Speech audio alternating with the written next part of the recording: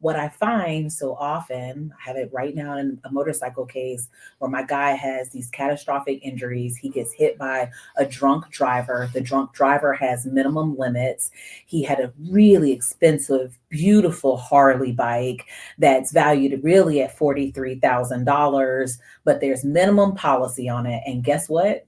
He doesn't have underinsured motorist coverage. And he thought he did. He thought he had full coverage. Yes. He didn't understand what that meant. Yes. Yeah.